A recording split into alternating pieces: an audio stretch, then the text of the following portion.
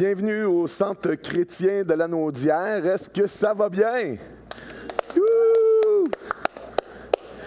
Ce matin, on va avoir vraiment une réunion vraiment spéciale où ce que vous allez entendre le pasteur Jean-Marie, on a vraiment hâte de pouvoir l'entendre puis de le voir, ça va être la fun.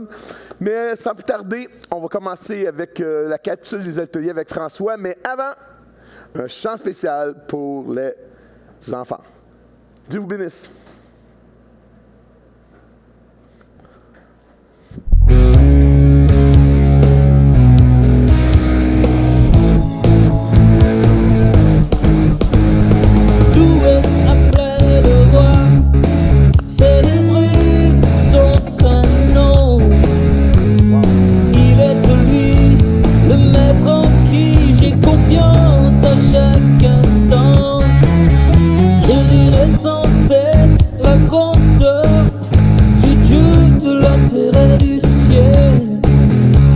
Mon âme est en joie et mon cœur célèbre la grâce et la loi de l'Éternel. Loué à pleine voix, célébrer son saint nom. Il est celui, le maître en qui j'ai confiance à chaque instant.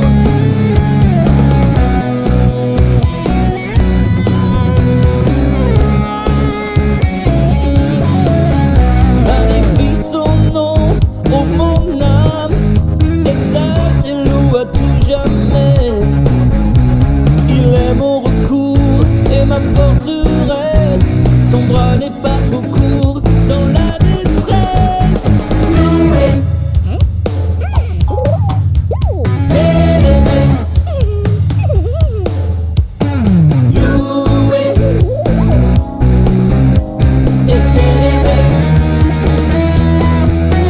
Je me glorifie en tout temps de l'aide et du salut de Dieu. Le jour et la nuit, je ne crains pas, j'attache à sa vie chacun de mes pas. Loué à pleine voix, célébrer son saint nom. Il est celui, le maître en qui j'ai confiance à chaque instant. Loué, célébrer.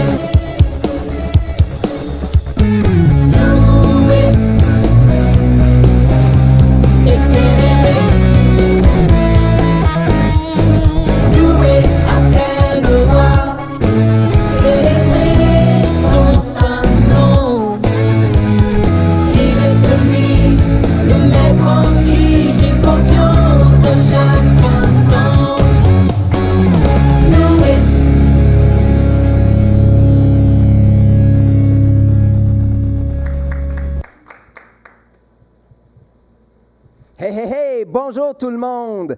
Louer et célébrer un Dieu qui est si bon, qui est si grand.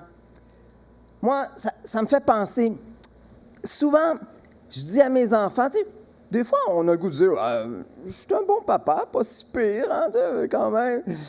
Mais des fois, quand tu penses à d'autres choses que tu fais à l'occasion en tant que papa, te mettre en colère,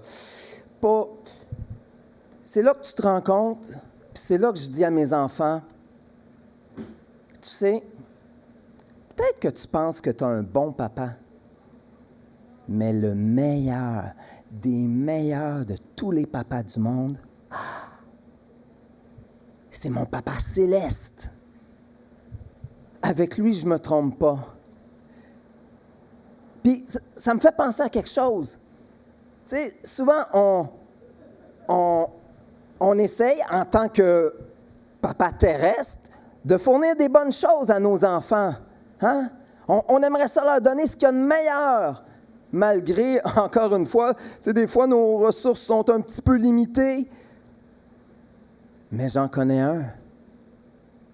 Le roi du ciel et de la terre, celui qui a tout créé, celui qui détient toutes choses, qui peut créer des choses juste en parlant.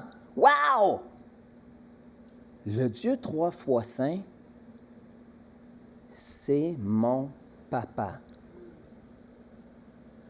Oui.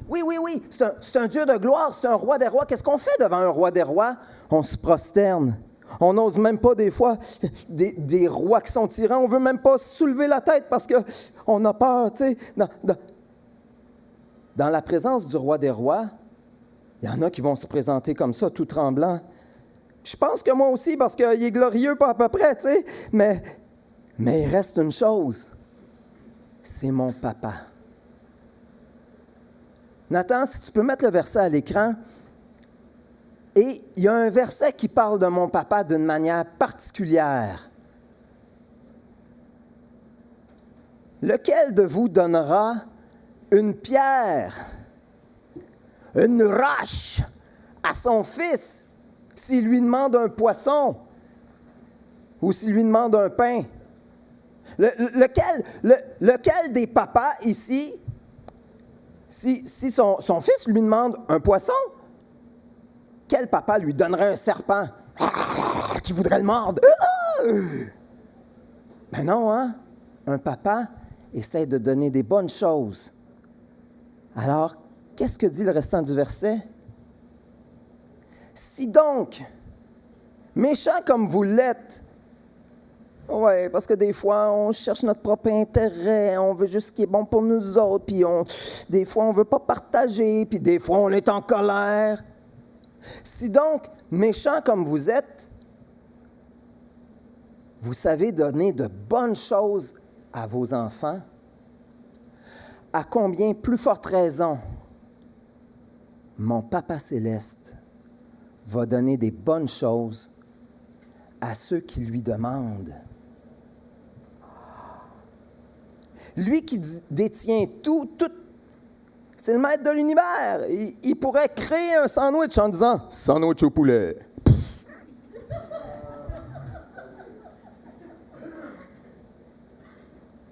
Il aime ses enfants. Il aime tellement ses enfants que pendant qu'on lui faisait la baboune, il a donné son fils pour toi et moi pour qu'on puisse le connaître, pour qu'on puisse avoir la vie.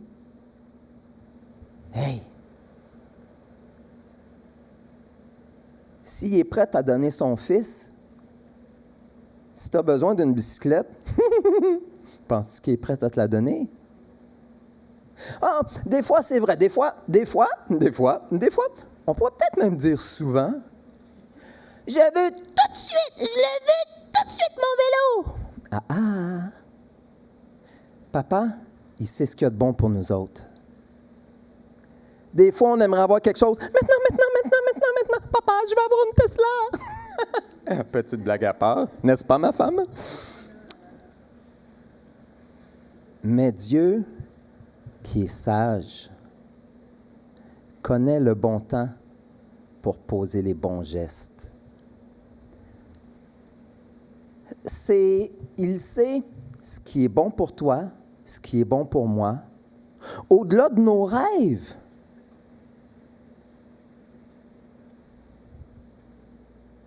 Une chose qui est sûre, papa, le meilleur papa du monde, veut ce qu'il y a de meilleur pour toi. Veut aussi pour moi ce qu'il y a de meilleur. Il ne faut pas avoir peur de s'approcher de lui, puis de lui demander simplement, avec nos mots d'enfants ou d'adultes qui bégayent, ça ne lui dérange pas. Il veut juste qu'on ouvre notre cœur et qu'on lui demande, « Papa, j'aimerais ça avoir... » Puis là, je vous laisse finir la prière. Amen. Bonne semaine, tout le monde.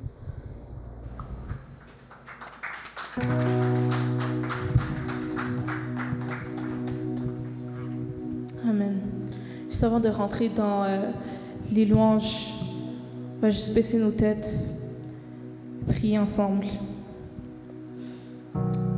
Éternel Dieu Tout-Puissant, merci Seigneur pour cette belle opportunité que tu nous as encore donnée de nous réunir ensemble, Seigneur, ce beau dimanche, pour te donner toute la gloire, Seigneur, toute l'adoration, toutes les louanges, Seigneur, que tu mérites. Seigneur, alléluia, merci pour toutes les choses, Seigneur, que tu nous as données, même si nous, on ne le mérite pas.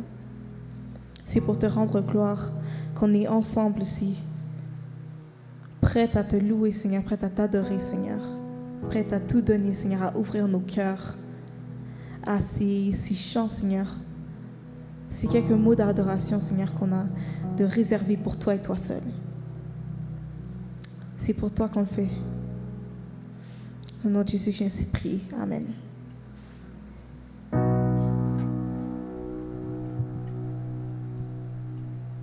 Avec des cris de joie, ma bouche chantera, j'élèverai mes mains et te célébrerai.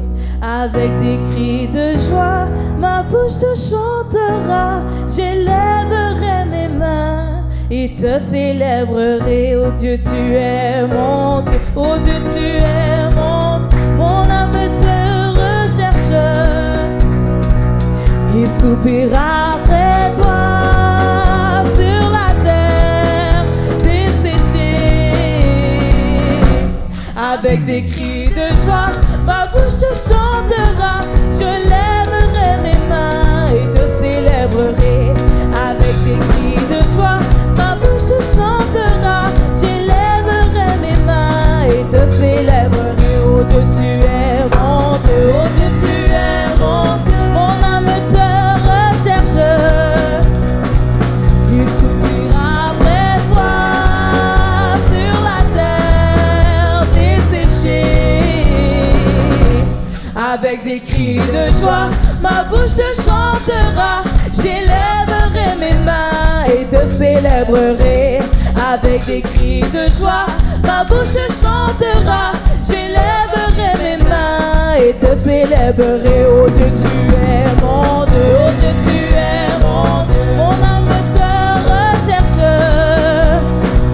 il soupira après toi sur la terre desséchée. Avec des cris de joie, ma bouche te chantera, j'élèverai mes mains et te célébrerai. Avec des cris de joie, ma bouche te chantera, j'élèverai mes mains et oh j'élèverai mes mains et te célébrerai. J'élèverai mes mains et te oh j'élèverai mes mains et te célébrerai. J'élèverai mes mains. Oh Dieu, tu es mon Dieu, oh Dieu, tu es mon Dieu, mon âme te recherche et soupira après toi sur la terre desséchée. Oh Dieu, oh Dieu, tu es mon Dieu, oh Dieu, tu es mon Dieu, mon âme te recherche et soupira après toi sur la terre desséchée. Avec des cris de joie, ma bouche te chantera, j'élèverai mes mains et te célébrerai. Avec des cris de joie, ma bouche te chantera, j'élèverai mes mains et oh j'élèverai mes mains et te oh j'élèverai mes mains et te j'élèverai mes mains et oh j'élèverai mes mains. Encore une dernière fois, j'élèverai mes mains et encore une dernière fois, j'élèverai mes mains et te célébrerai.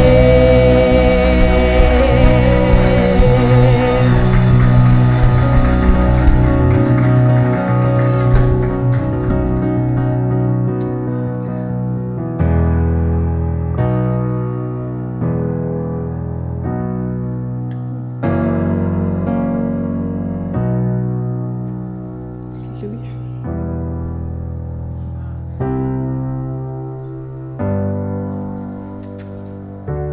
Seigneur, c'est pour toi qu'on est venu, pour lever nos mains, Seigneur, adorer, chanter ton nom.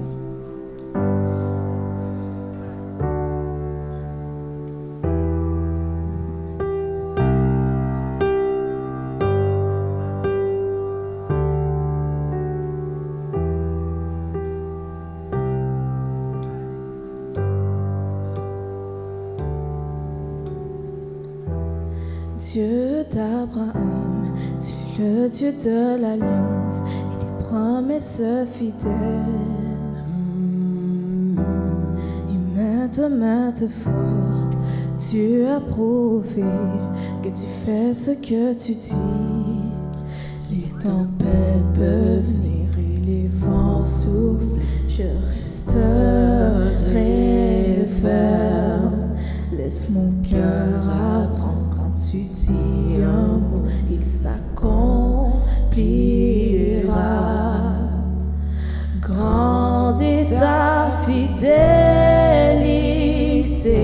envers moi. Grande est ta fidélité envers moi. Tu levé brillant au soleil couchant, je louerai ton nom.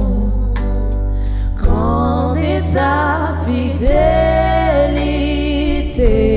envers moi. Oh,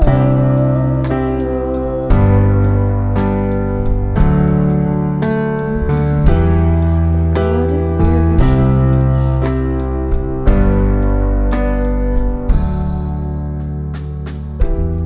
Dieu d'âge en âge, la terre peut bien disparaître, ta parole reste la même. Ton histoire est la bonne, rien ne t'est impossible, tu es fidèle et vrai. Les tempêtes peuvent venir et les vents souffler, je resterai ferme. Laisse mon cœur apprendre quand tu dis un mot, il s'accomplira. Grande est ta fidélité envers moi. Grande est ta fidélité envers moi. Tu le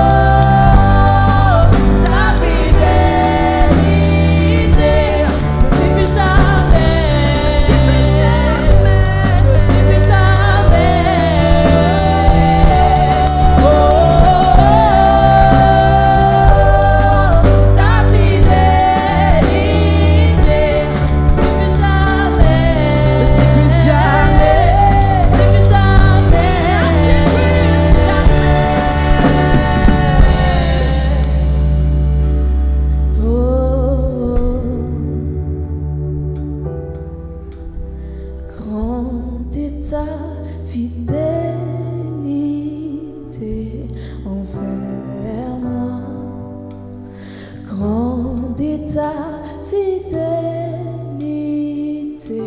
envers moi. Du lever brillant au soleil couchant, je louerai ton nom. Grande est ta fidélité.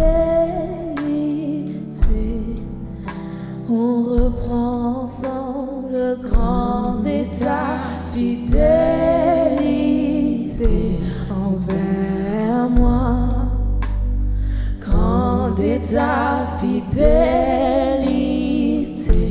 envers moi. Du lever brillant au soleil couchant, je louerai ton nom. Grande est ta fidélité envers moi.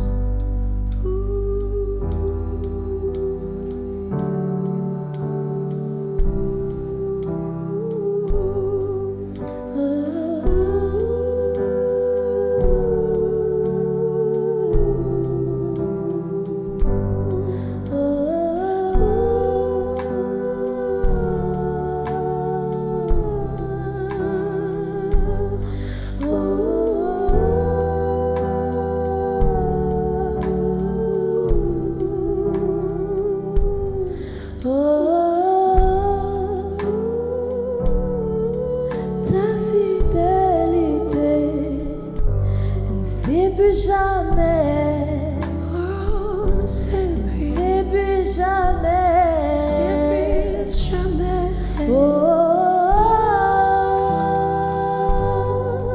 ta fidélité ne sait plus jamais, ne s'épuise jamais, ne sait plus jamais.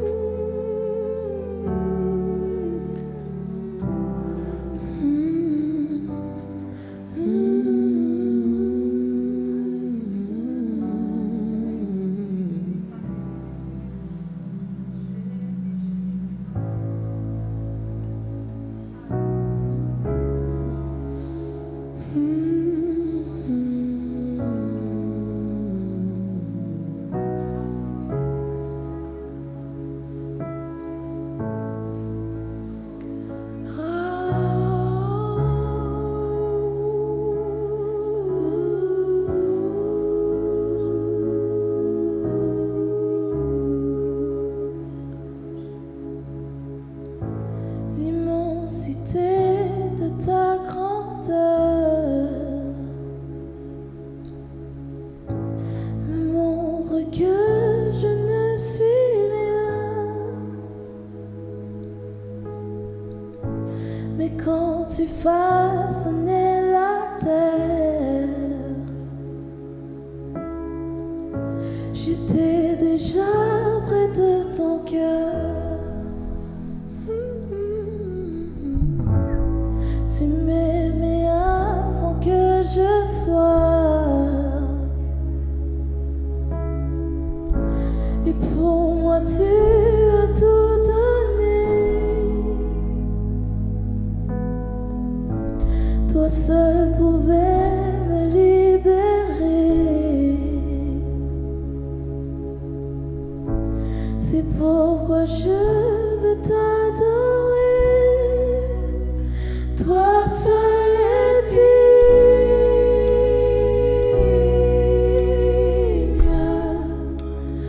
de recevoir louange et gloire pour l'éternité.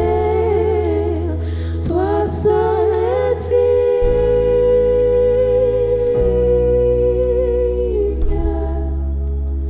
de recevoir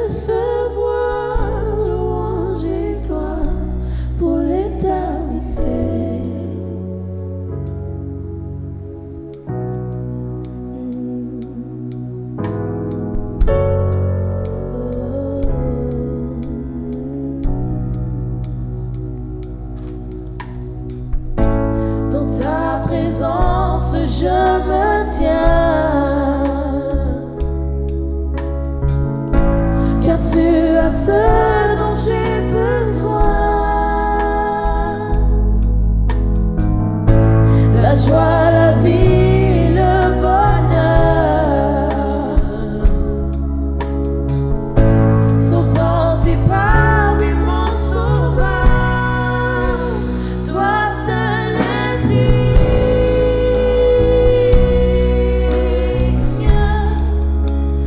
de recevoir louange et gloire pour l'éternité.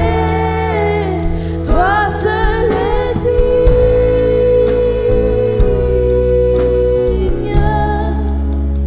de recevoir louange et gloire pour l'éternité.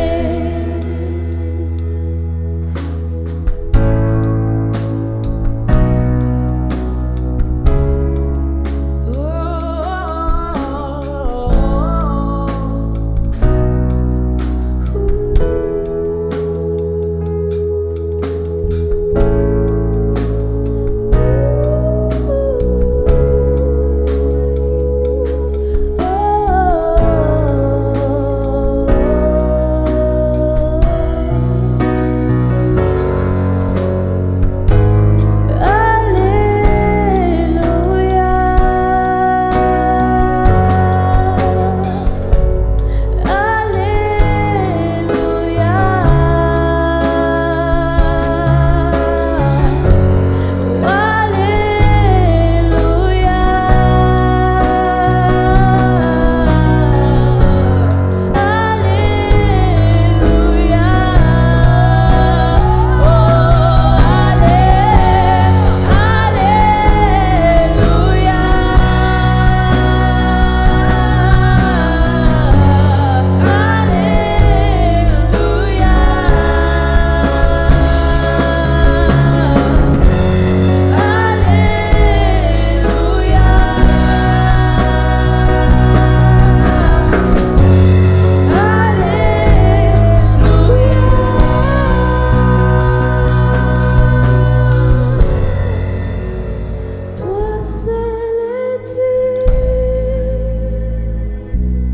digne de recevoir louange et gloire pour l'éternité. Toi seul est digne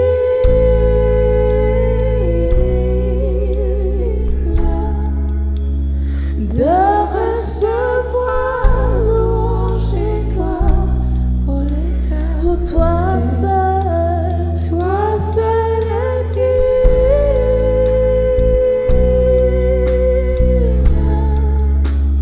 de recevoir louange et gloire pour l'éternité. Toi seul est digne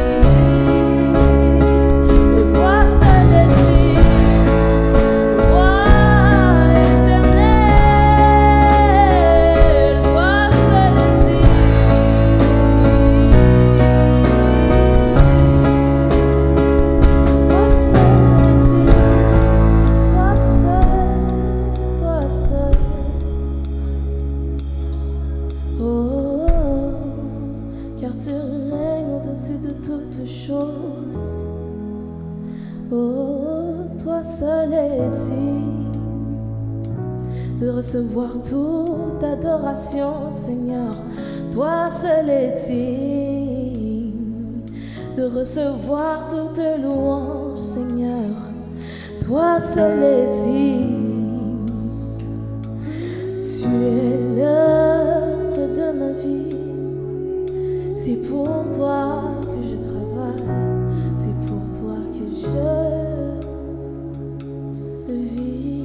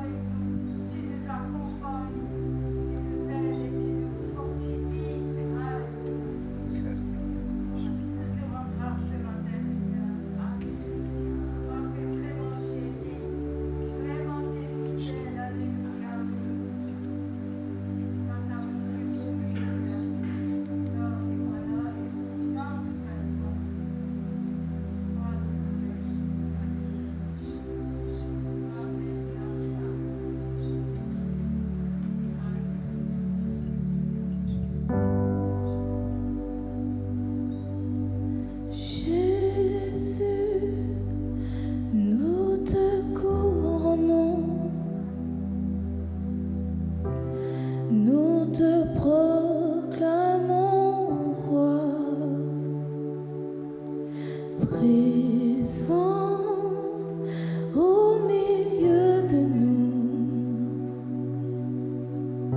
Nous t'élevons.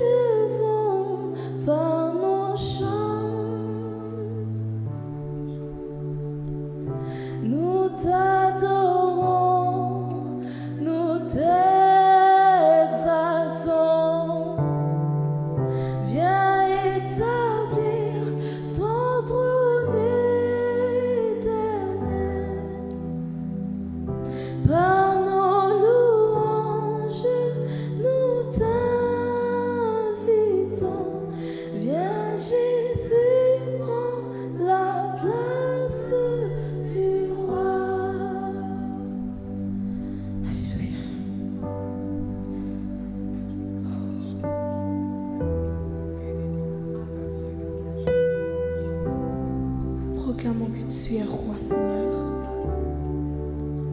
Parce que tu demeures au milieu de nous. Parce que tu nous donnes la gloire, Seigneur, dans nos vies. Nous sommes là que pour toi, Seigneur, que pour t'adorer, Seigneur. Pour exalter ton Saint-Nom.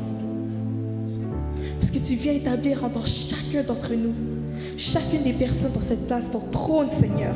Ton trône qui dure à jamais. Qui dure pour l'éternité, Seigneur. Tu viens établir dans chacun d'entre nous ton trône.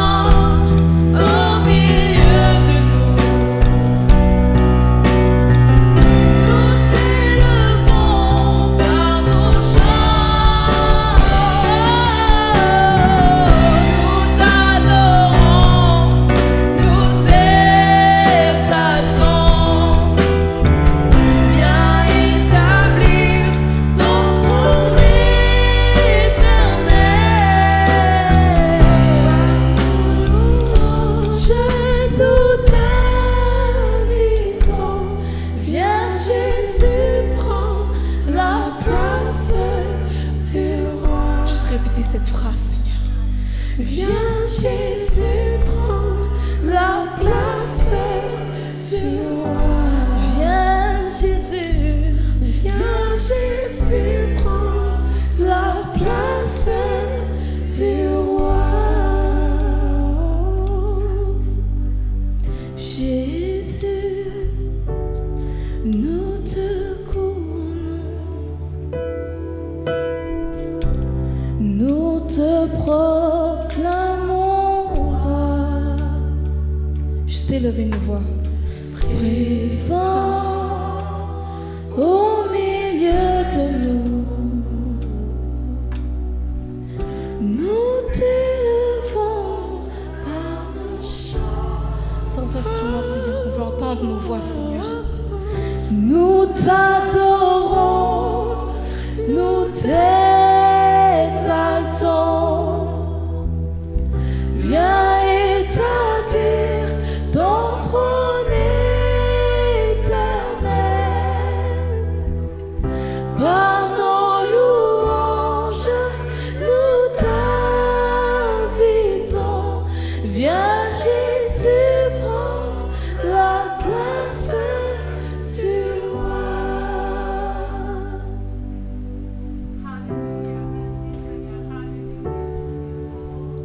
Est-ce qu'on peut acclamer, Seigneur, le Dieu Tout-Puissant? On peut l'acclamer.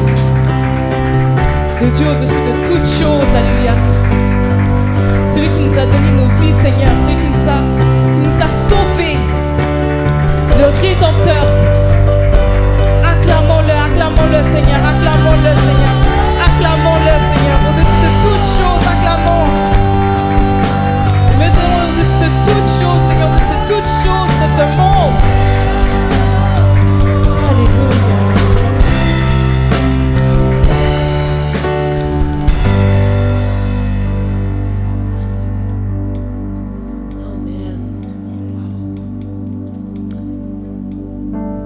t'invite à prendre place. Merci divine de nous avoir conduits dans ce temps de louange. Amen. Juste avant de passer aux annonces et à la prédication, on aurait un numéro spécial à vous présenter. Pour ceux qui ne le savaient pas, le groupe Pentagod, qui vient d'ici, qui est né ici, a fait une performance vidéo à la conférence Paradoxe en ligne vendredi dernier. On a eu 1 mois pour pouvoir la préparer. On a monté le medley, on a enregistré visuel, audio, montage. Et c'est un privilège pour nous aujourd'hui de vous présenter à vous, à notre famille, à nous les Pentagod. Alors, sans plus tarder, je vous présente un tout nouveau medley des Pentagod, tel que présenté à Paradoxe.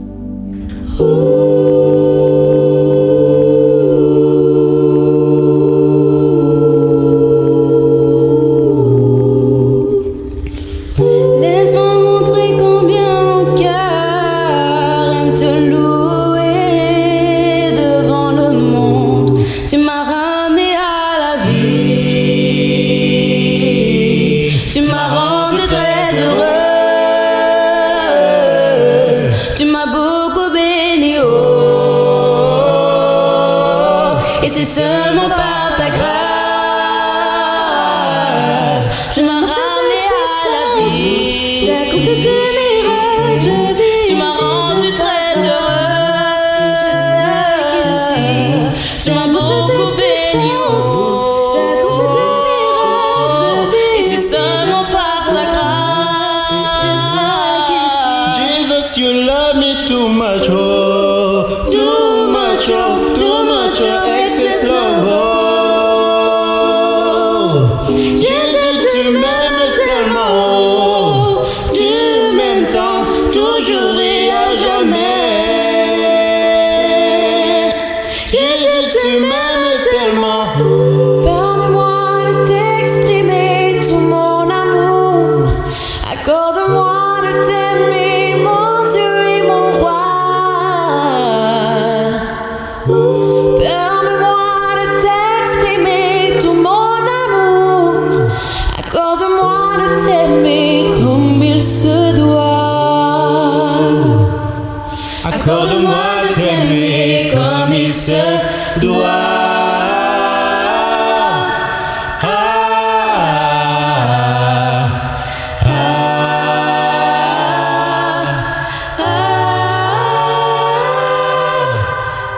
Tu fends la mer et je peux la traverser. Mes peurs se noient dans ton amour. Tu m'as sauvé, alors je peux chanter. Je suis enfant de Dieu. Je suis enfant de Dieu. Yes, I am a child of God. Na na na, na na na na, na na na, na. You could look left and right, but it comes from above. Unconditional love is what he's made of. I could go on, but I make it a short story. He's the only one with all the glory. I love you, God. I love you, God.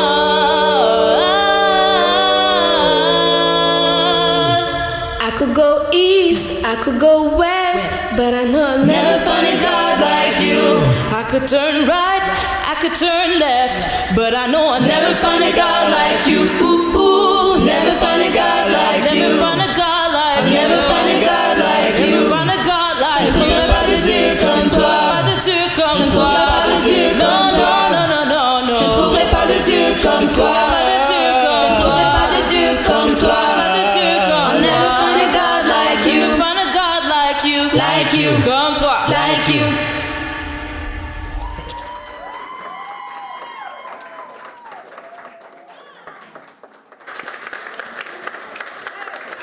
Wow!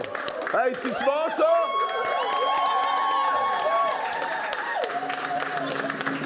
Woo! Hey, c'est des... Oups, excusez-moi. C'était tellement bon, j'ai oublié de mettre mon micro. Hey, c'est-tu le fun? Ça vient du Centre chrétien de la Naudière. C'est vraiment bien. Toutes des jeunes. Merci, Seigneur. Merci, Seigneur. Yes! Hey, on a des annonces au Centre chrétien aussi. Juste vous souligner qu'on a la prière sur Zoom, bien sûr, de 19h30. De 19h30, c'est ça, à 20h30. Il n'y a pas de cours de romain vendredi, ça va être dans 2 semaines qu'on va reprendre tout cela. Aussi, la jeunesse de vendredi, simplement vous regardez les réseaux sociaux. Aussi, dimanche prochain, ça n'a pas manqué, c'est c'est notre frère David Lutété qui va apporter la parole de Dieu. Et dimanche prochain, où ce que David va prêcher, on tombe en zone orange. Ça veut dire qu'on va probablement être 50. On a la possibilité d'être 50 ici. Faut quand même s'inscrire. Fait que simplement vous inscrire sur le site du Centre chrétien de la Naudière. Et aussi, on voudrait vous remercier, bien sûr, pour votre fidélité pour les dîmes et les offrandes. Et nous avons des fêtés cette semaine. On a notre sœur Nicole Pelletier. Sa fête va être vendredi qui s'en vient le 28 mai. Elle va avoir 24 ans. Hein? Aussi, on a un anniversaire de mariage, mesdames et messieurs. Nul autre que Jean-Marie, Pasteur Jean-Marie et Anita, mercredi. Wouhou! Allez, on voudrait vous chanter une petite chanson là-dessus. Pour Nicole, Jean-Marie et Anita. Oui. Mes chers amis, c'est à votre tour de vous laisser parler d'amour. Mes chers amis, c'est à votre tour de vous laisser parler d'amour.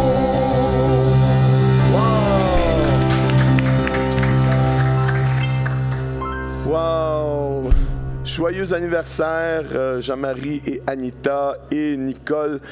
Ce matin, je suis vraiment heureux et c'est vraiment un privilège pour moi et une grande joie dans mon cœur. Je sais que ça fait longtemps que vous n'avez pas eu de nouvelles du pasteur Jean-Marie.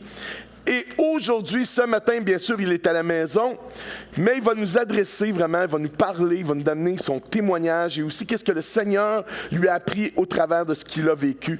Pour moi, c'est une grande joie et un plaisir ce matin de vous présenter ce matin celui qui va amener le message, le pasteur Jean-Marie. Est-ce qu'on peut l'accueillir? Bonjour tout le monde. Bonjour. Est-ce qu'on peut me montrer les gens dans l'Assemblée? J'aimerais ça voir qui est là. J'aimerais au moins saluer ceux qui sont dans l'Assemblée. Y a-t-il possibilité de faire ça? Wow!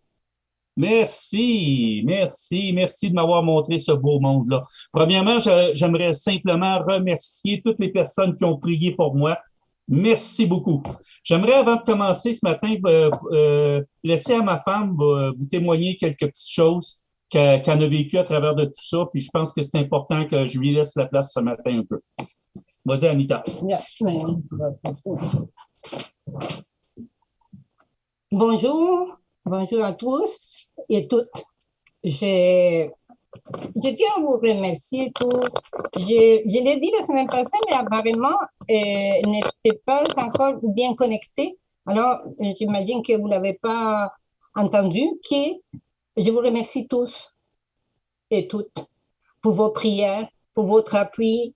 Il y a un moment où j'ai demandé au pasteur Patrick, je ne sais pas si vous l'a dit, que je n'étais pas capable de répondre à personne. J'ai demandé que vous nous gardez en prière, mais ne vous pas attendre à recevoir une réponse de ma part parce que j'étais dépassée et épuisée, mais surtout au niveau émotionnel. C'était intense. Mais en même temps, c'est sûr que, il y a toujours comme ces conflits dans nos cœurs. On fait confiance au Seigneur, mais en même temps, on a des craintes. Et avant et pendant l'opération, il y avait beaucoup de craintes. Et en même temps, je me disais clairement, Seigneur, tu ne vas pas les faire passer par une opération pour qu'ils soient pires. Mais il y avait des craintes. Et quand l'opération, ça faisait plus de 5 heures que l'opération durait, j'appelais à l'hôpital 2, 3 fois, qui me disaient, il est encore en chirurgie. Ça commençait à être vraiment stressant. Et Patrick m'a rassuré, m'a dit que des fois, c'est lent avant de commencer, avant qu'il se réveille, etc. Si j'allais marcher, je n'avais pas encore de réponse. Et à un moment donné, c'est Jean-Marie qui m'appelle. Il avait apporté, sans vouloir, disons sans vouloir faire quelque chose d'interdit, il avait apporté son cellulaire, je ne sais pas où, à la salle de réveil. Je ne sais pas comment, mais il m'a appelé de là. Il était réveillé, apparemment en très bon état, alors ça m'a rassuré, mais les jours qui ont suivi, avec la douleur qu'il vivait, c'était vraiment, vraiment dur à vivre. Mais je remercie le Seigneur qu'il a eu toujours son contrôle, était toujours là, sa présence, malgré que peut-être je n'étais pas dans la gloire de sa présence, mais je savais qu'il était toujours avec nous. J'ai réussi à faire des choses que normalement on ne me laisse pas faire, me débrouiller en auto, par les autoroutes. Et malgré les GPS, je me suis perdue 2 fois, mais ça a été réparable. Et pouvoir faire plein de choses qui ont été très exigeantes, mais que j'ai réussi à les faire sans problème. Et il fallait que je sois ici à tous les jeudis pour sortir les vidanges sur le recyclage. Alors, j'ai fait beaucoup d'allers-retours, mais ça a été très intense. Mais dans toutes ces choses, le Seigneur m'a aidé. Et au moment donné, j'ai demandé la prière parce que je me sentais complètement épuisée. Et le Seigneur m'a fortifié, mais les forces sont revenues une fois que Jean-Marie était ici et qu'ils se sont passés à peu près les 2 premières semaines. C'était encore dur, mais il y avait une reconnaissance tellement grande dans mon cœur qu'il soit de retour et que tout soit en train de se replacer très lentement, mais toujours pour le mieux, avec l'aide du Seigneur. Alors, merci infiniment au Seigneur. On ne va jamais finir de lui remercier, mais il sait que même si les paroles ne sont pas précises de notre bouche, notre cœur est profondément reconnaissant. Et merci à tous, à vous tous pour vos prières et pour votre démonstration d'amour et d'être concernés. Alors, merci beaucoup. Bon, juste te tasser un petit peu, chérie. Merci. Un petit peu. Oui. Je vais juste me replacer si ça ne vous dérange pas. Même si ça vous dérange, je vais me replacer pareil. Ah non, je ne suis pas gentil, hein? Non, écoutez, je savais comment que je vous aime. Je n'ai pas perdu mon humour. Et je suis vraiment content d'être avec vous ce matin. Vous savez, quand on vit des temps difficiles, il y a beaucoup de questions qu'on se pose. Mais moi, je veux juste vous faire un peu une rétrospective. Il y a environ 1 an de cela, ma situation physique s'est complètement détériorée. Pour quelle raison, je ne sais pas. Mais une chose qui est certaine, c'est qu'à partir du moment où ça a commencé à se détériorer, je n'ai pas remis en doute la guérison que le Seigneur m'avait donnée avant. Parce que je savais que quand il m'avait donné une guérison, elle était réelle. Ce n'était pas un mensonge. C'était quelque chose que j'ai expérimenté et vécu. Mais j'ai toujours posé la question au Seigneur, pourquoi, Seigneur, tu m'as juste guéri à 50%? Pourquoi tu ne m'as pas guéri à 100%? Puis le Seigneur ne me répondait pas. Fait qu'à un moment donné, je lui ai dit, tu dois savoir ce que tu fais. Et j'ai continué à vivre avec une certaine douleur continuellement, mais j'étais fonctionnel puis je pouvais faire mes choses. Sauf qu'il y a à peu près 1 an, ma situation a commencé à se détériorer très rapidement. Et là, j'aurais pu commencer à dire, mais là, Seigneur, je comprends pas pourquoi tu guéris un tel, pourquoi tu me guéris pas, pourquoi que moi, il m'arrive ça, pourquoi qu'il m'arrive, puis un autre, ça y arrive pas. C'est pas ça que j'ai eu comme attitude. J'ai décidé de me dire, que si le Seigneur me faisait passer par ça, et si le Seigneur ne me guérissait pas à 100% présentement, c'est qu'il y avait un but. Je ne savais pas quoi, mais je me disais, il y a un but. Mais malgré que j'avais cette pensée-là, je me disais, on va continuer à prier pour la guérison. Parce que je crois fermement que si Dieu décide de nous guérir, il a le pouvoir de le faire instantanément.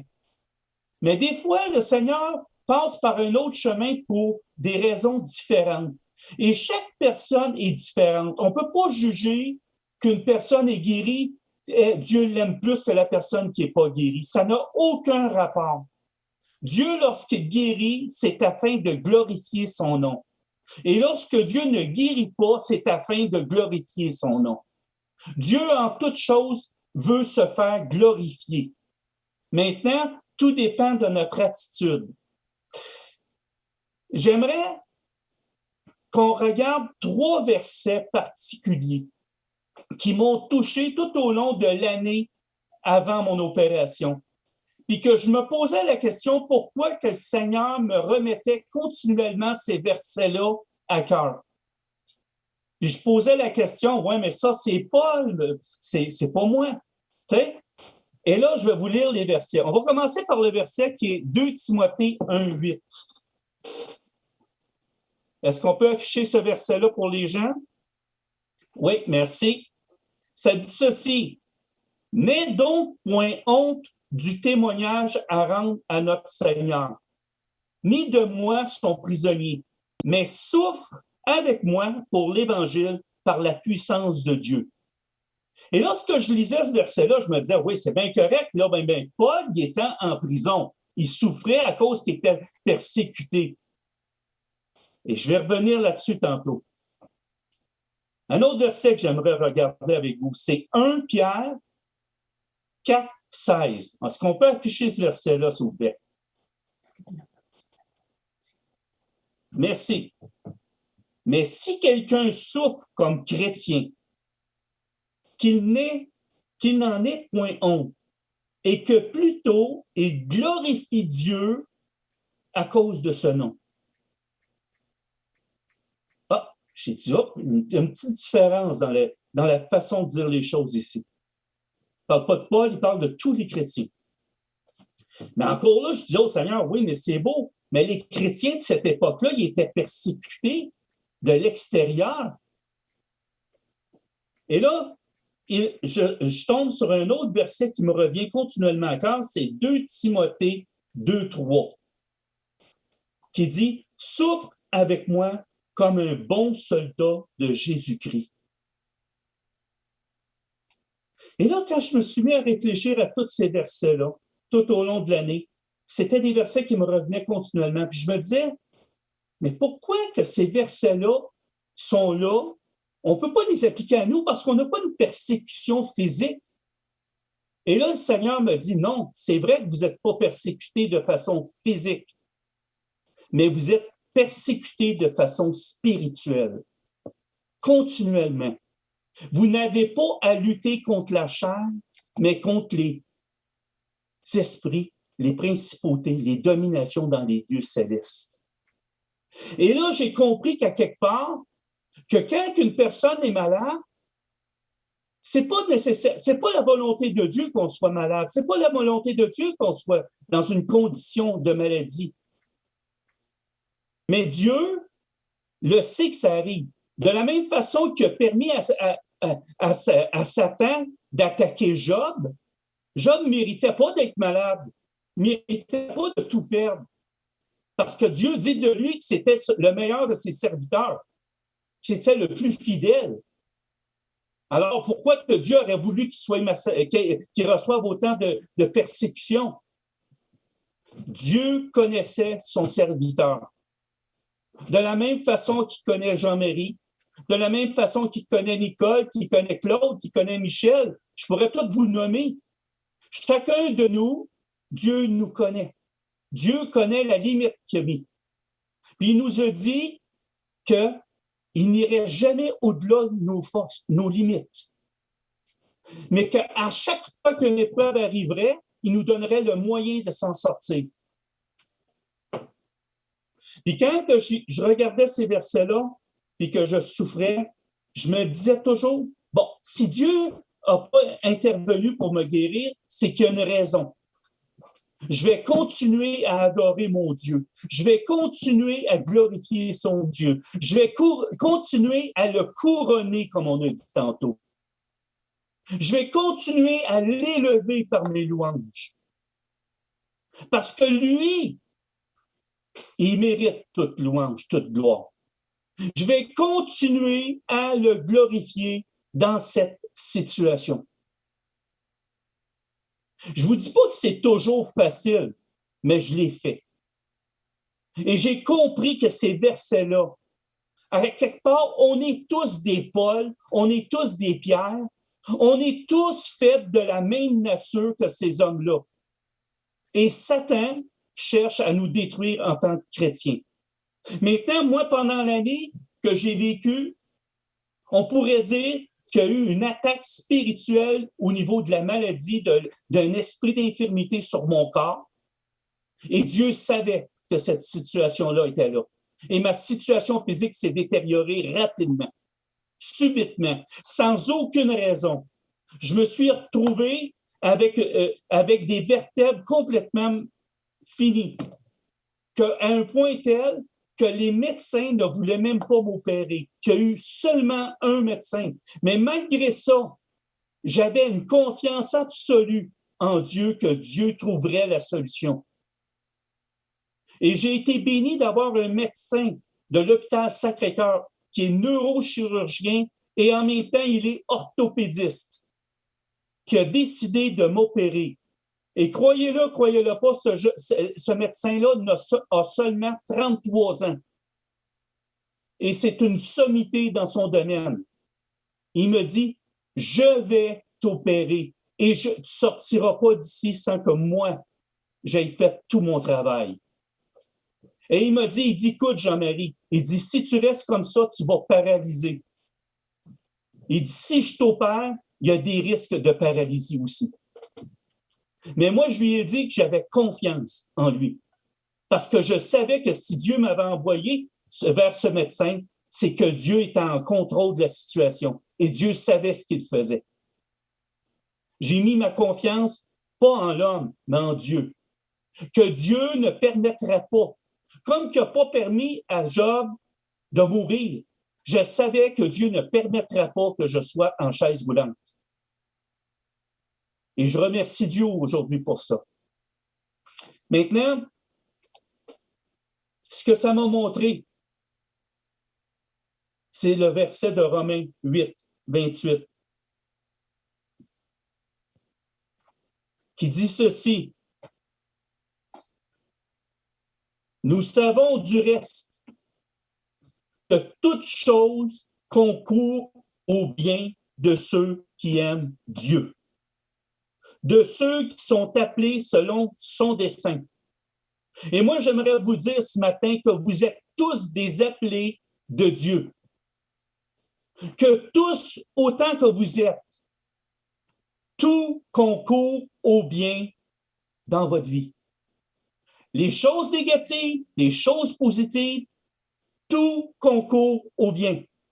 Dieu va se servir des choses négatives dans votre vie, de la maladie, de toutes ces choses qui peuvent être négatives, les problèmes financiers. Il va s'en servir pour sa gloire. Dieu va se servir de ces choses-là et il va amener une solution afin de se glorifier et glorifier son nom. Maintenant, vous avez le choix ce matin d'avoir une mauvaise attitude face aux situations que vous vivez ou soit de décider d'avoir une attitude positive face aux choses que vous vivez. Si vous décidez, parce que vous êtes malade, de commencer à vous plaindre parce que vous êtes malade, puis de commencer à régimbrer devant Dieu, puis dire « Oh Seigneur, pourquoi moi? Pourquoi qu'il m'arrive ici? Pourquoi que j'ai telle affaire? » Vous avez un problème d'attitude. L'attitude que vous devriez prendre, c'est « Seigneur, qu'est-ce que tu veux m'apprendre à moi dans cette situation? Et comment ma situation peut te glorifier? » Montre-moi-le chaque jour. Et j'attends que tu me répondes, Seigneur. Si ma situation n'a aucun sens, guéris-moi. Mais si elle a un sens pour toi, j'accepte de passer par là pour te glorifier. Et c'est ça l'attitude qu'on devrait avoir. Pas une attitude de pleurnicheur devant Dieu. Parce que si vous connaissez votre Dieu, vous savez qu'il vous aime. Dieu ne cherche pas à vous punir. Dieu ne punit personne. Dieu n'est pas là en train avec son marteau ou son bâton à vous donner des coups parce qu'il y a des choses qui ne vont pas bien dans votre vie ou des choses que vous faites qui ne sont pas en accord avec sa parole. Dieu est un Dieu de grâce, est un Dieu qui se donne corps et âme pour ses enfants. Il a donné son Fils unique à la croix pour nous autres. Alors, s'il nous a tellement aimés, pensez-vous qu'il a arrêté de nous aimer? Il nous aime autant et peut-être même encore plus. Parce que son amour n'est pas seulement statique, elle est en progression, elle grandit de plus en plus pour nous autres. Parce que Dieu est rempli d'amour et son amour est éternel. Et quand il vous regarde, quand vous tombez, il n'est pas en train de regarder l'enfant qui tombe et puis il frappe. Non, il prend la main de l'enfant et il le redresse. Il l'aide à continuer le chemin. Et il le replace dans le chemin, comme un bon papa. Amen? Maintenant, j'aimerais vous raconter un peu ce qui s'est passé lorsque je suis arrivé à l'hôpital. Quand je suis arrivé à l'hôpital, moi, j'avais l'attitude, tout de suite en partant, j'ai dit, là, Seigneur, je m'en vais pour l'opération. Je ne veux pas souffrir pour rien. Parce que si je souffre pour rien, ça n'a aucun sens. Puis ça n'a aucune valeur. J'ai dit au Seigneur, et c'était ma prière, si je souffre, que ce soit pour ta gloire. Que ma souffrance puisse servir à quelque chose.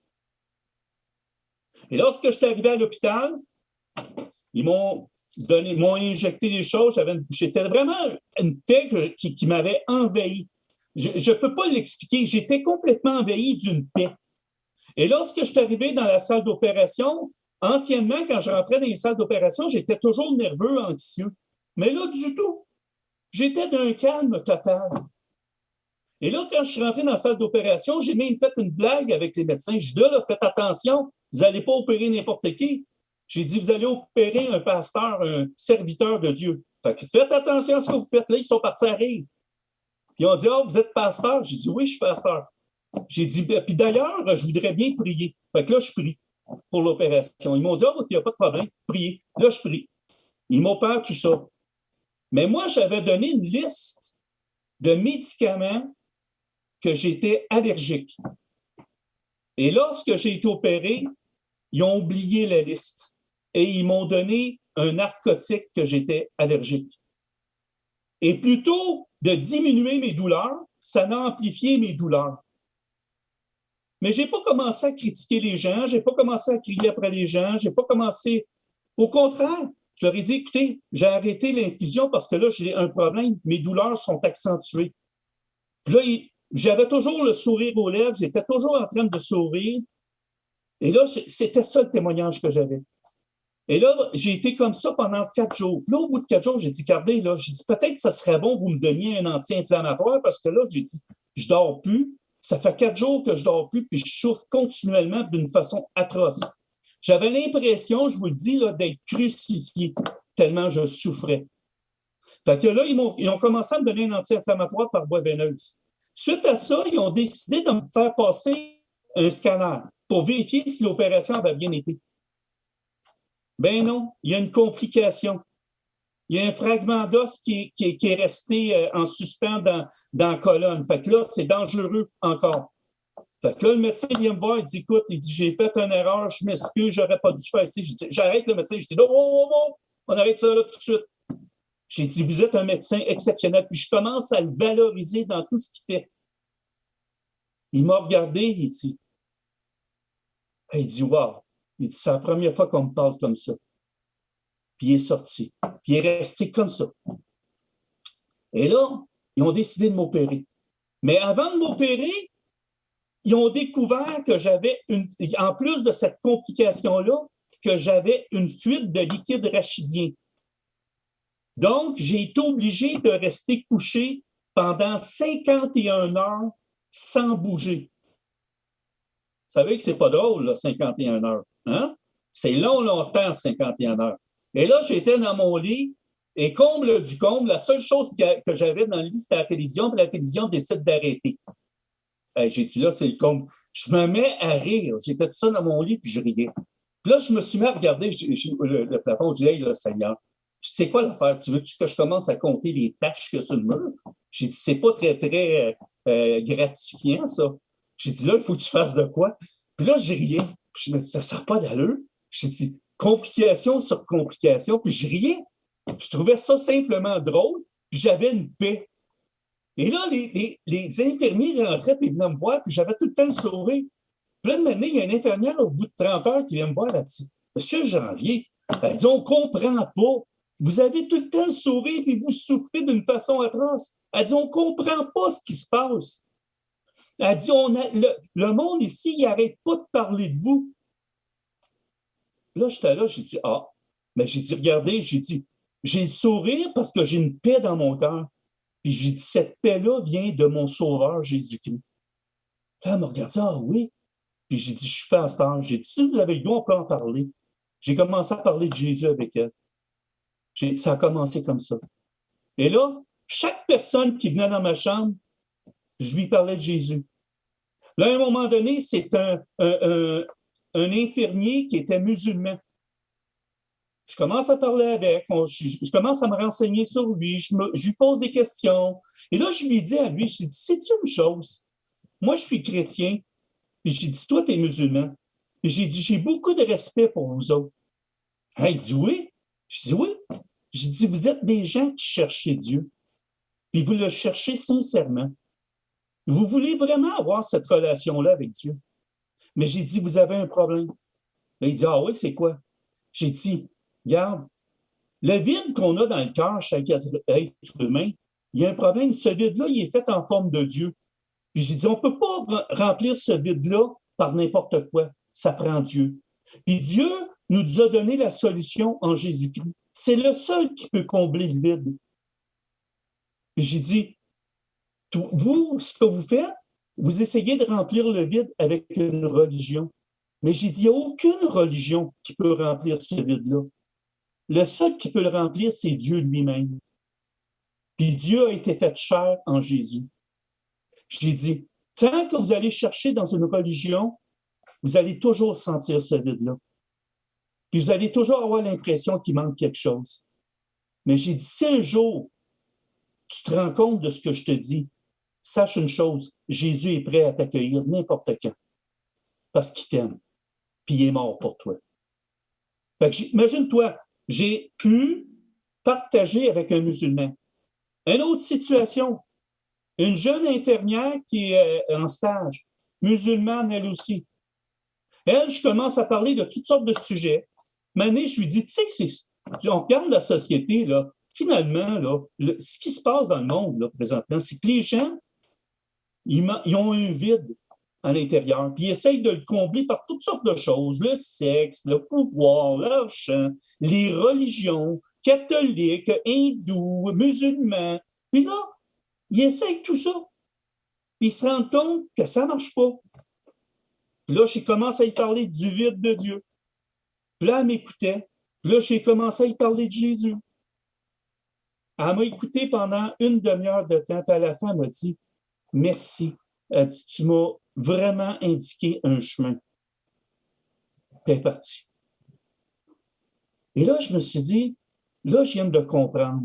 Dieu ne m'a pas envoyé ici pour rien. Dieu veut que je parle de lui. Et là, tout le temps que j'ai été là, toutes les personnes qui étaient sur mon étage ont été évangélisées. Et à travers de ça, j'ai découvert des gens qui étaient déjà chrétiens, des infirmiers, des préposés qui étaient déjà chrétiens. Et là, il y a eu l'autre opération. Et là, je m'en vais à la chambre d'opération et voilà ce qui se passe. Je rentre dans la salle d'opération, Puis avant ça, dans la salle où ce qui me prépare, je parle du Seigneur avec tout le monde. Là, je regarde, je dis, bon, Seigneur, avec qui tu veux que je parle de toi? J'ai dit, là, il n'y a plus personne ici. Là. Ben, j'ai dit, Seigneur, il faut que tu me places quelqu'un d'autre. Mais finalement, il m'amène dans la salle d'opération. Il n'y a personne. J'ai tout parlé à tous ces gens-là. J'arrive dans la salle d'opération. Et là, croyez-le pas, le médecin qui est celui qui est l'anesthésiste, là, il dit, OK, on pouvait l'endormir. Là, il dit, non, on ne l'endort pas, c'est le pasteur Jean-Marie, il faut prier, il faut lui demander de prier. Pasteur Jean-Marie, il dit, pasteur Jean-Marie, pouvez-vous prier pour l'opération? Et là, j'ai prié pour l'opération. Là, je me suis rendu compte que tout le personnel qui était là avait été touché. Et là, ce qui est le plus drôle là-dedans, c'est que là, je prie pour l'opération, et là, celui qui m'opère vient me voir. Puis il me regarde, puis il me dit, merci beaucoup d'avoir prié. Et là, j'ai senti qu'il avait été touché par la prière. J'ai dit, wow, Seigneur. Puis là, je suis parti. Excusez, mais ils m'ont fait partir comme un éclair. Et là, je me réveille dans la salle de réveil. Et là, je me dis, bon, j'espère que ce n'est pas le même de l'autre fois parce que je ne pourrais pas y parler du Seigneur. Et là, hop, il y en a un nouveau. Fait que je commence à parler avec. Puis là, il me regarde et dit, coudonc, il dit, vous, là, vous avez l'air tellement en forme comparativement à tous ceux qui sont ici. Ah, j'ai dit, parce que moi, là, j'ai une paix dans mon cœur. Là, je commence à y parler de ma paix. Et là, je partage le Seigneur avec. Puis là, il me regarde, il dit, vous êtes vraiment quelqu'un de spécial, vous. Il dit, je suis ébranlé. Il me dit ça de même. Il dit, je suis ébranlé. Fait que là, je me retourne dans ma chambre. Et là, ça s'est perpétué comme ça tout le temps que j'étais là. Il y a même une personne, écoutez, un préposé qui n'était même pas mon préposé, que tous les matins, il rentrait dans ma chambre. Il restait là 2 minutes, il me disait bonjour, restait là 2 minutes, il ressortait. Je ne comprenais même pas pourquoi il venait dans ma chambre, mais il venait dans ma chambre. Et moi, je faisais un sourire, puis je disais bonjour, passe une belle journée. Et là, une journée, il rentre dans ma chambre, mais pas tout seul, avec une autre personne. Puis là, il dit à la fille, il dit, tu sais, moi, là, je viens ici tous les matins. Il dit, parce que quand je viens ici le matin, là, dans cette chambre-là, quand je ressors, je passe une journée extraordinaire. Il dit, là, il dit, je peux même plus me passer de venir dans cette chambre. Il dit, tu devrais faire la même chose. Ce monsieur-là, il y a quelque chose de spécial. Et là, ça m'a donné l'opportunité de dire, oui, j'ai quelque chose de spécial, tu as raison. Il dit, j'ai Jésus dans mon cœur. Puis je crois en Jésus. Puis la paix que tu ressens, c'est la paix de Dieu. Mais j'ai dit, cette paix-là, elle peut t'accompagner partout. Tu as juste à donner ta vie à Jésus. Il dit, hein? Il dit, c'est si simple que ça? J'ai dit, oui. Et là, j'ai continué à parler du Seigneur avec. Puis là, il est parti. Puis là, il y a eu une autre personne qui est venue. Elle a reconnu Jésus. Un autre qui était catholique. Puis écoutez, je sors de la salle de réveil. Puis là, j'ai parlé à l'infirmier qui est là. J'ai dit, bon, là, Seigneur, c'est pas suffisant, juste une personne. J'espère qu'il va en avoir un autre. Mais là, il y a une préposée qui m'amène, une personne pour le service de t'amener à ta chambre. Rentre dans l'ascenseur, je dis pas un mot, là, cette poussette. Et là, elle commence à me parler de l'Église catholique, comment qu'elle est déçue, comment qu'elle... Et là, je dis, c'est sûr que tu es déçu. J'ai dit, n'importe quelle religion va te décevoir. Elle a dit, ah oui? Je dis, ben oui. J'ai dit, tu ne regardes pas à bonne place. J'ai dit, il faut que tu aies une relation avec Jésus. J'ai dit, si tu as une relation avec Jésus, tu ne seras jamais déçu. J'ai dit, c'est pas l'Église qui va te sauver. C'est pas la religion qui va te sauver. C'est Jésus. Puis c'est pas un homme qui va te sauver. Elle dit, comment ça, vous savez ça, vous? Ben, j'ai dit, je suis pasteur. Fait, je te partage mon cœur. Ah, elle dit, c'est parce que vous êtes pasteur. Non, non. C'est parce que j'ai Jésus dans mon cœur. Ce que je te dis, je l'ai vécu et je le vis à chaque jour. C'est pas une religion qui va te sauver. C'est Jésus. Là, elle me regarde, elle dit, enfin, quelqu'un qui me dit la vérité. Là, on n'a pas beaucoup de temps, là. Fait, j'ai juste eu le temps de dire ça. Mais je sais qu'à quelque part, c'est une semence. Fait que je suis rentré dans ma chambre, tout ça. Mais là, je me disais, Seigneur, ça va faire... C'est bien long. Je pensais sortir de là au bout de 4 nuits. Ça fait 25 jours, je cite, là. J'ai dit, je ne sais plus à qui parler. J'ai parlé à tout le monde. Là. Tout le monde me connaît. Puis là, je passais dans les corridors, les gens arrêtaient et ils me voulaient me parler.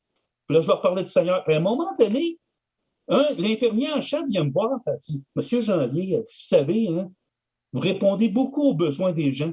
Elle dit, on a une chapelle ici. Elle dit, si vous voulez, vous pouvez venir n'importe quand. Elle dit, il y a beaucoup de gens qui ont besoin. On va vous ouvrir la porte pour vous. Ben, j'ai dit, j'ai mon voyage. Ben, j'ai dit, écoutez, là, je suis ici. Là. J'ai dit, je vais regarder ça, mais je vais vous en donner des nouvelles. Mais la porte de la chapelle de l'hôpital Sacré-Cœur m'est ouverte. Ça, c'est un miracle. Et là, suite à ça, je me suis retourné à la maison. Et là, j'ai dit, Seigneur, là, je commençais à trouver ça long là, à la maison. Parce que là, j'étais habitué à tous les jours de parler du Seigneur, de faire ci, de faire ça. J'ai dit, Seigneur, je ne veux pas que ça s'arrête là. J'ai dit, ça n'a pas de sens. J'ai dit, j'ai besoin de cette action-là. Et là, au bout de 2 semaines, j'ai dit, là, Seigneur, je trouve ça dur. J'ai dit, j'ai besoin d'action, puis là, je trouve ça longtemps. Puis là, le Seigneur m'a parlé. Il m'a parlé profondément. Il dit, tu sais, Jean-Marie, Élie, là, quand il était en dessous de l'arbre, il ne faisait pas de ministère. Il se reposait. Et il dit, là, tu as bien travaillé, maintenant, il faut que tu te reposes. Maintenant, repose-toi et inquiète-toi pas, les choses vont venir en son temps. Et c'est pour ça, ce matin, je suis tellement heureux de partager avec vous autres. Parce qu'il y a tellement de choses à apprendre à travers de ça. Premièrement, nos façons d'aborder les gens, notre façon d'évangéliser. Vous savez, ce n'est pas un petit pamphlet qui va venir toucher les gens. J'aimerais qu'on regarde un passage des Écritures. Avant j'ai 3 passages encore à faire regarder. Un des passages, c'est celui-ci, Jean 15, 20, qui parle justement de cette souffrance-là aussi, qu'on est appelé à ça aussi. Ça dit ceci, souvenez-vous de la parole que je vous ai dite. C'est Jésus qui nous parle, là. Il nous dit, le serviteur n'est pas plus grand que son maître. S'ils m'ont persécuté, ils vous persécuteront aussi. Aujourd'hui, la persécution, elle n'est pas physique. Elle est psychologique et spirituelle. Les maladies de dépression, l'anxiété, la peur, ce sont des persécutions venant du monde spirituel. La maladie physique de certaines personnes vient d'anges, de démoniaques qui vont amener des maladies. Des fois, c'est nous personnellement qui amène la maladie parce qu'on ne prend pas soin du corps que Dieu nous a donné. Mais il y a des fois que ce n'est pas pour ça. Il y a des démons. Quand on fait la volonté de Dieu et lorsqu'on marche selon son dessein, c'est certain qu'il va arriver quelque chose. Mais je veux vous réjouir, que vous vous réjouissiez ce matin, parce que même si à quelque part il arrive des choses, Dieu va toujours nous sortir de la situation. Et Dieu, on est plus que vainqueur en lui. C'est impossible qu'on perde. Alors, ça se peut qu'on mange des coups, ça se peut qu'il y ait des coups qui nous fassent mal. Est-ce que vous avez déjà vu un soldat à la guerre? Est-ce qu'un soldat n'a pas de marque? Tous les soldats sont marqués à la guerre. Et de la même façon que nous, on est marqués, parce que c'est une guerre qui est spirituelle. Et là, il dit, s'ils m'ont persécuté, ils vous persécuteront aussi. S'ils ont gardé ma parole, ils garderont aussi la vôtre. Et moi, ce que je peux vous dire, j'ai prêché l'Évangile aux gens qui étaient là. J'ai prêché l'Évangile à toutes les personnes que j'ai pu. Et ce que le Seigneur me dit, s'ils ont gardé ma parole, ils garderont aussi la mienne. Lorsque j'ai quitté l'hôpital, j'ai été voir tous les chrétiens qui étaient là. Et je leur ai dit, j'ai fait le travail de défricher le terrain. Maintenant, c'est à vous de continuer le travail. Moi, j'ai fait mon travail. À vous de faire le reste. Moi, j'ai semé. C'est à vous d'aller récolter maintenant. Maintenant, la responsabilité leur appartient. Moi, j'ai fait ce que j'avais à faire. Il y en a qui sèment des choses, il y en a qui récoltent les choses. Mais tous ensemble, c'est pour la gloire de Dieu. Mais s'il y en a un des deux qui ne fait pas son travail, il n'y a rien qui arrive. Ça prend les deux, le semeur puis le récolteur. Donc, faisons ensemble le travail que Dieu nous appelle à faire. Il y a un monde qui souffre présentement. Maintenant, ce que le Seigneur nous demande à tous, c'est dans Matthieu 5, versets 14-16.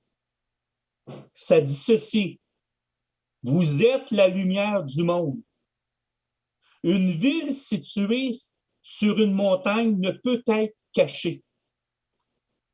Et on n'allume pas une lampe pour la mettre sous le boisseau, ou si vous aimez mieux, en dessous du lit. Hein?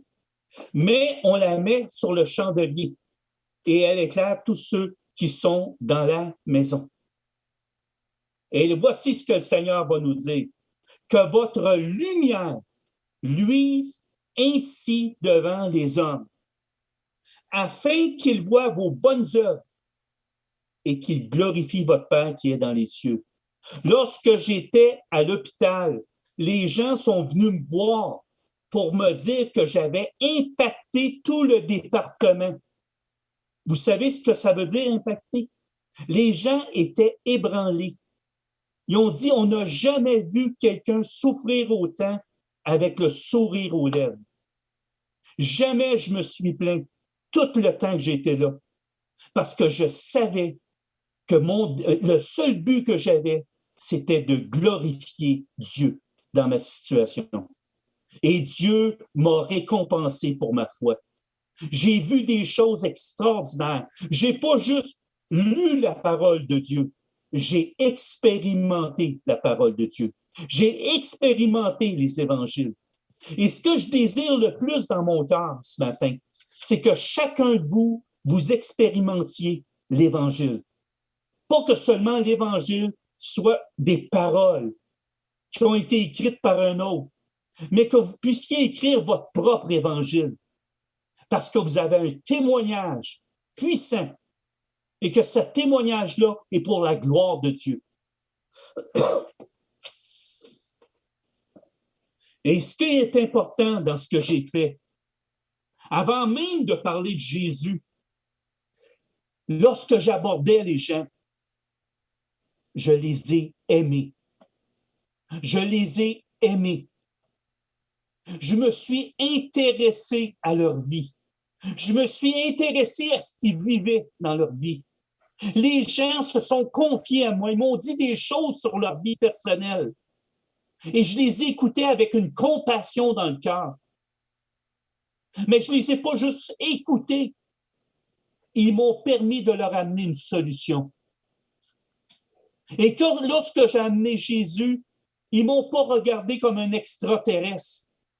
Ils m'ont écouté attentivement.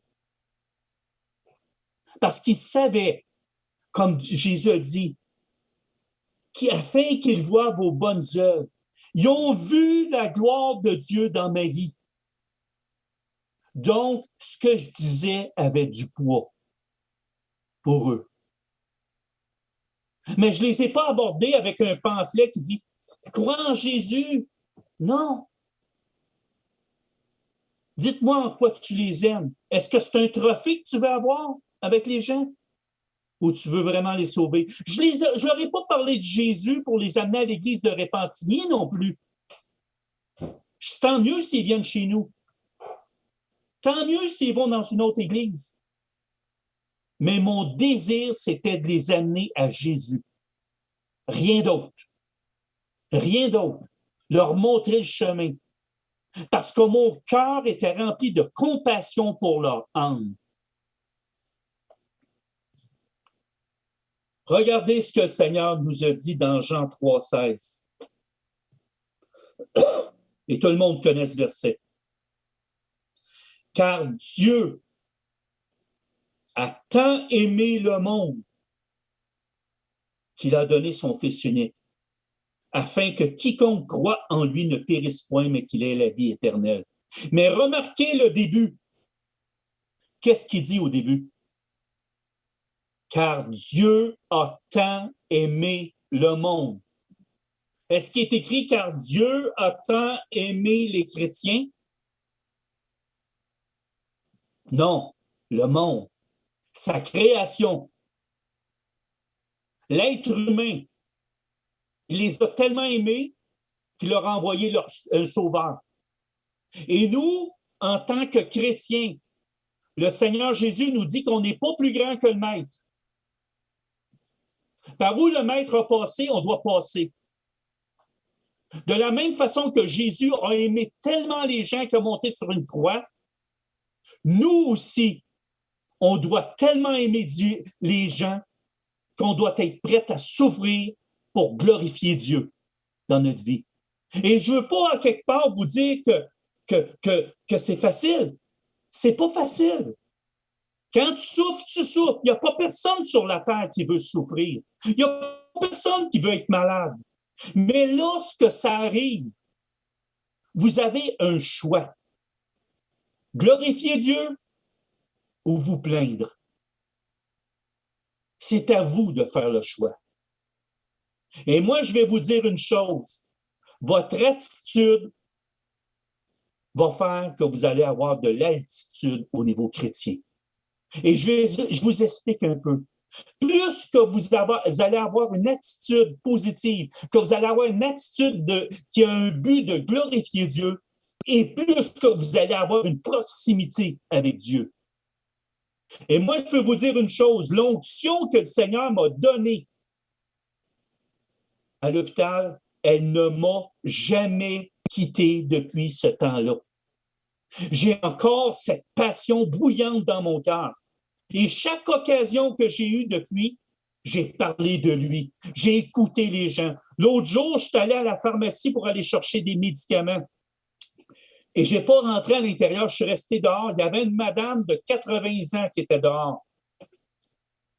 Et là, je l'ai saluée. La madame a commencé à me parler de ce qu'elle vivait. Et Seigneur, je crois que Dieu m'a donné vraiment un don d'être capable d'écouter les gens dans ces moments-là. Et là, elle me racontait sa vie. Et je vous dis, c'était d'une tristesse. J'avais un cœur gros pour elle. J'étais vraiment attristé dans mon cœur. Je ressentais cette souffrance qu'elle avait. Cette femme avait eu 2 filles. Et ces 2 filles sont mortes. Elle est toute seule. Tous ses frères et sœurs sont morts. Elle est seule. Elle est malade. Et là, la seule chose qu'elle avait besoin, c'est que quelqu'un l'écoute. Et moi, j'ai commencé à l'écouter. Je l'ai écouté. Là, elle me dit, vous avez quelque chose de spécial, vous, monsieur. Et pourtant, je n'ai rien dit. Je l'ai juste écouté avec un beau sourire. J'ai juste répondu, je trouve ça triste, madame. Puis là, je l'écoutais, puis elle voyait que je ressentais cette souffrance-là. Et là, la madame, elle me regardait, elle dit, vous avez quelque chose de spécial. Là, je lui ai dit, vous savez, madame, j'ai dit, je viens d'être opéré. Et j'ai dit, ce qui m'a aidé le plus dans tout ce que j'ai vécu, c'est ma foi en Jésus-Christ. J'ai dit, sans la foi, j'ai dit, je ne crois pas que j'aurais été capable de passer à travers de ce que j'ai passé. Là, elle m'a regardé, elle dit, ça fait tellement du bien, enfin, d'entendre quelqu'un parler de sa foi. Elle dit, on n'entend plus personne parler de la foi. Et j'ai dit, regardez, je ne vous parle pas d'une religion, là. Je vous parle de la relation que j'ai avec Jésus. J'ai dit, lorsque j'ai été opéré, j'ai senti que Jésus était avec moi. Lorsque j'ai été hospitalisé, j'ai senti qu'à chaque instant, Jésus était avec moi. Elle dit, moi, j'ai toujours cru en Jésus. Enfin, quelqu'un qui me rappelle qu'est-ce qui est important. Cette femme-là croyait en Jésus, mais elle était seule pour souffrir. Là, je l'ai regardé, j'ai dit, vous savez, Jésus peut venir apaiser votre peine. Demandez-y, simplement. Puis il va venir vous consoler. Je sais comment c'est difficile ce que vous vivez. J'ai perdu ma mère, j'ai perdu ma sœur. Puis quand on perd un être cher, il y a comme une brisure à l'intérieur. Il y a une blessure à l'intérieur. Puis seulement Dieu peut venir apaiser puis guérir cette blessure-là. Et cette femme-là, je la sentais là, tellement proche de moi. C'est ça que je voulais partager. C'est que les gens avec qui j'ai parlé, je les sentais tellement proches de moi. Je sentais leur âme. Et ça, je crois que Dieu a permis que... Vous savez, pendant des années, pour ceux qui me connaissent, lorsqu'on est à la prière, j'ai souvent prié, Seigneur, donne-nous ton cœur pour les âmes. Seigneur, change notre cœur, qu'on puisse voir les autres comme toi tu les vois. Mais je vous le dis, Dieu a changé quelque chose en moi pendant cette période-là. J'ai une perception des gens complètement différente. Vous savez, avant, quand j'allais en auto, des fois, il y avait des gens, où des gens étaient méchants, je me choquais à l'intérieur. Je me disais, lui, là, franchement. Et là, je le regarde différemment. Puis là, je vois toute la blessure qui fait que ces gens-là sont comme ça. Et j'ai une compassion pour ces gens-là. Et mon souhait ce matin, c'est que cette compassion-là que j'ai présentement, que Dieu a mis dans mon cœur, que vous puissiez l'avoir. Parce que c'est l'Église que Dieu, c'est ça l'Église que Dieu veut avoir. C'est une Église où ce qu'on va nous reconnaître par l'amour qu'on a les uns pour les autres. Mais cet amour-là se manifeste par la compassion des âmes, par le regard qu'on a sur l'autre. Lorsque l'autre tombe, on ne le regarde pas comme un pécheur, mais on le regarde comme un âme qui est brisée, qui a besoin d'être guéri. Et c'est ça qu'on doit faire. Chacun de nous autres, on a le pouvoir, la capacité de changer le monde. Et ça, ça nous appartient à chacun de nous de le faire ou de ne pas le faire. Mais ne dites pas que vous êtes des chrétiens si vous ne le faites pas. Parce que vous vous mentez à vous-même. Parce que si vous avez Jésus en vous, vous allez manifester Jésus dans toutes les situations. Vous n'aurez point honte de l'Évangile, parce que moi, je n'ai pas honte de l'Évangile, parce que j'ai compris que c'est une puissance lorsqu'on n'a pas honte. Et n'oubliez jamais, Jésus nous a dit, si tu as honte de moi, j'aurai honte de toi. Cessez de vous cacher.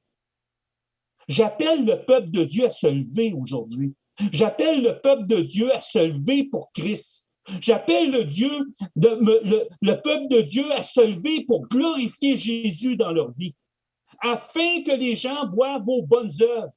Lorsque vous tondez le gazon, que vous ayez un sourire pour votre voisin, que vous soyez aimable envers les gens. Lorsque vous allez au centre d'achat, que vous puissiez avoir un regard sur les gens, être gentil avec les gens. Arrêtez de bourrasser parce que quelqu'un passe à côté de vous. Ayez une bonne attitude.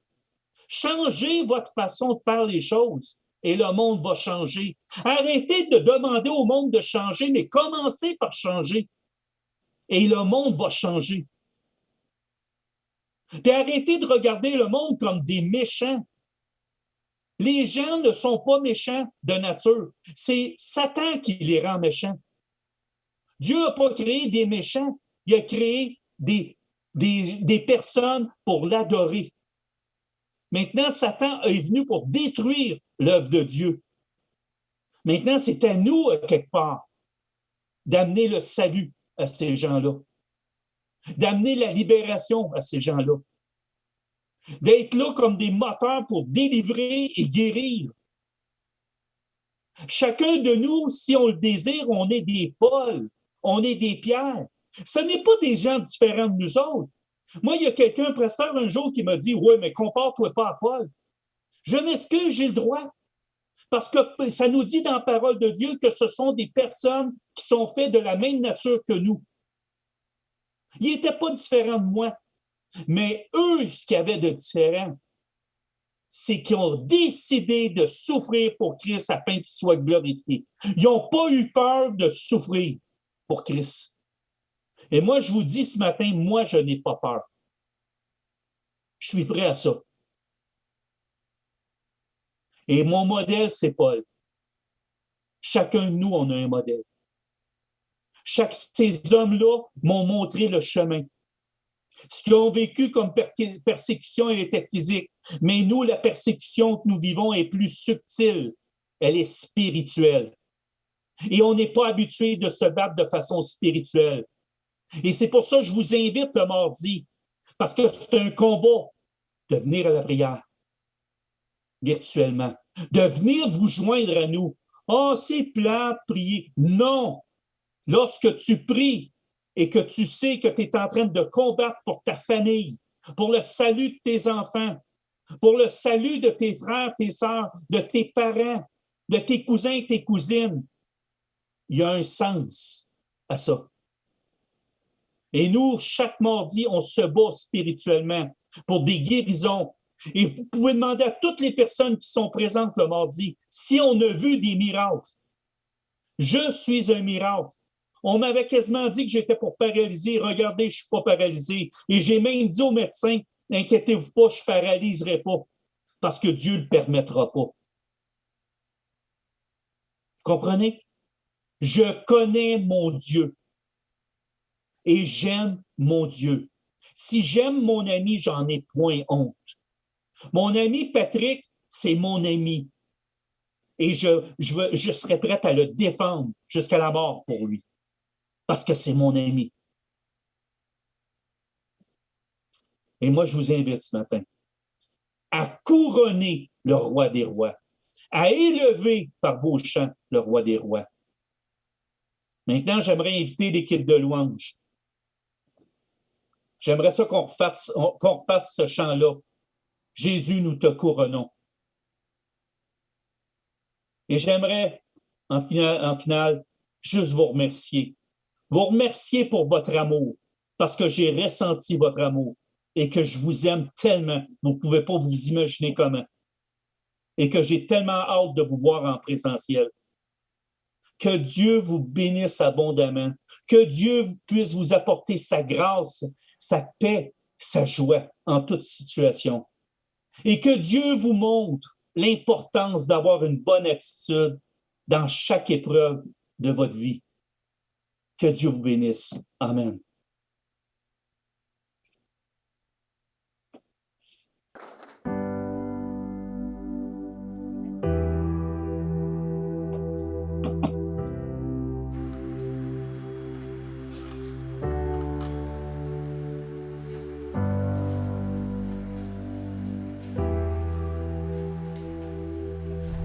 Non, mais j'ai aimé ça que tu me le mettes parce que j'ai fait...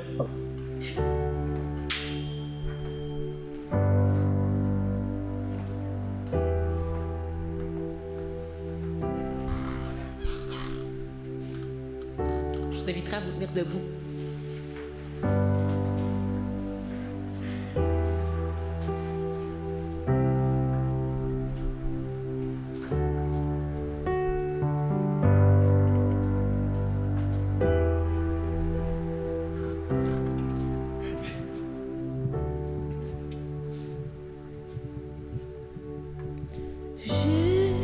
Jésus,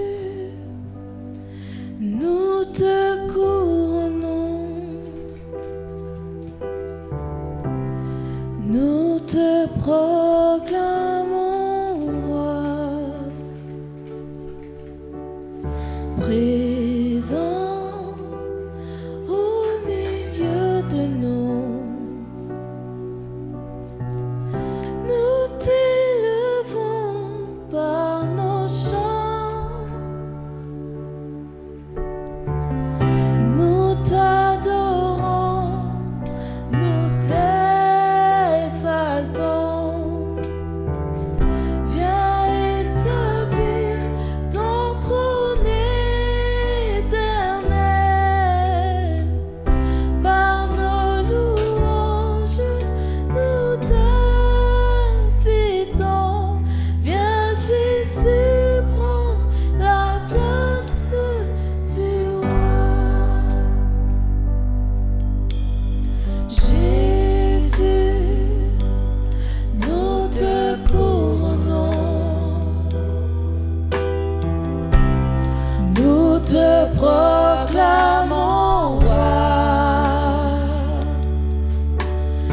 présent au milieu de nous.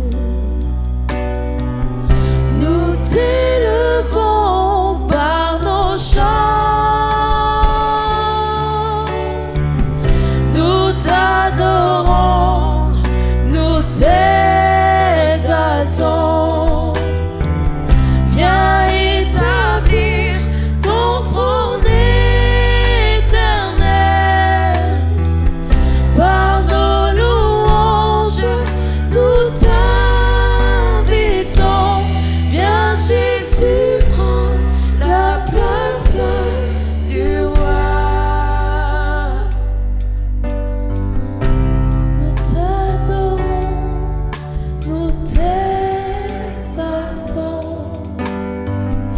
Viens établir ton trône éternel. Par nos louanges, nous t'invitons. Viens Jésus, prends la place du roi. Viens Jésus, prends la place du roi. Viens Jésus, prends la place du roi.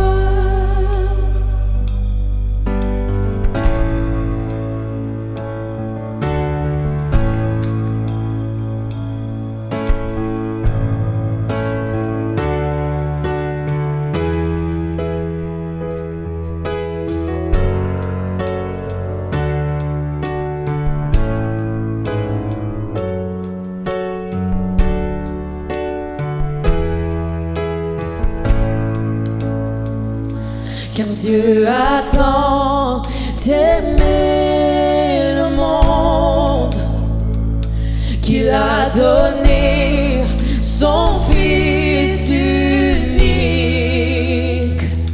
afin que quiconque croit ne périsse pas, mais qu'il ait la vie éternelle. Je regarde à la croix, je regarde à Jésus seul, car son amour m'a restauré, son amour m'a libéré.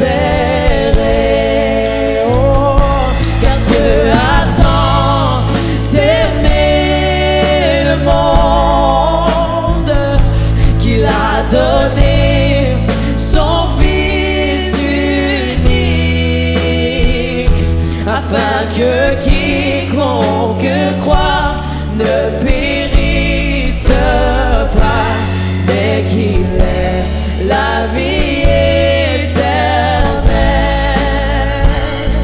Oui, ma confiance est en son nom, ma confiance est en sa parole, car par sa grâce il m'a franchi, par sa grâce il me rend libre. Par Dieu, car elle a tant aimé le monde qu'il a donné son Fils unique, afin que quiconque croit ne périsse pas, mais qu'il ait la vie éternelle. Par son sang précieux, il m'a libéré pour la gloire de son saint nom. J'abandonne ma vie pour la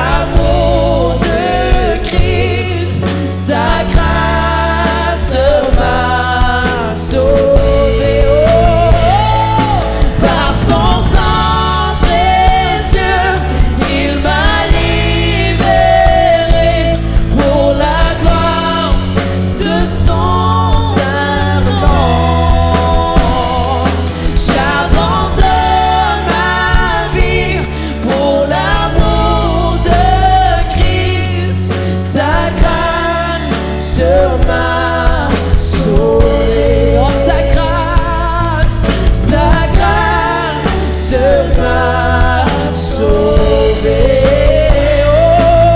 sa grâce m'a sauvé,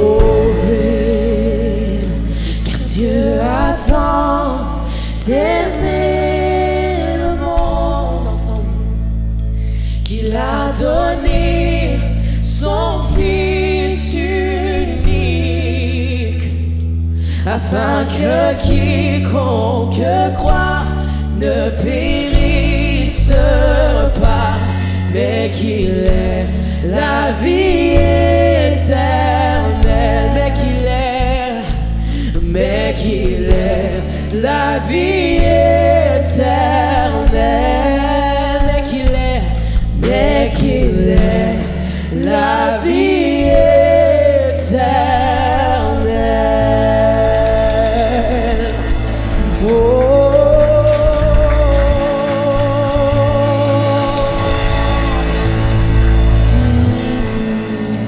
Amen.